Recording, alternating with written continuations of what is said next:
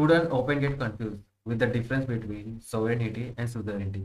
Okay, let's understand very properly. Sovereignty meaning complete and independent authority over a territory, people and government. Complete and independent authority जगह पे, लोगों पे और government पे। की feature क्या होता है? Full control over internal and external affairs. No higher power can interfere. Example modern independent countries like India, USA, France. Example sentence में हम देखते हैं India became a sovereign nation in 1947। This is what sovereignty is. Suzerainty क्या बोलता है? Meaning a weaker और semi autonomous state is allowed to govern its internal matters, but its foreign policy and defense are controlled by a more powerful state called the suzerain.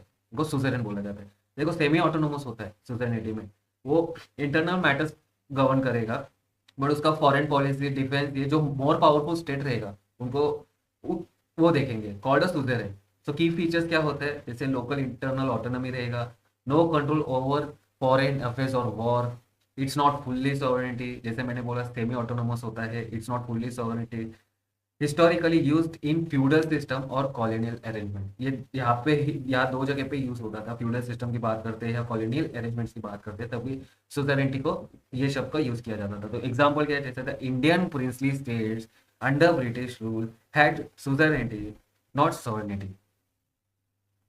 So quick comparison table देखते हैं sovereignty का और suzerainty का। So sovereignty का control, full control over all matters, independence yes, example India post 1947, USA, France, legal status internationally recognised.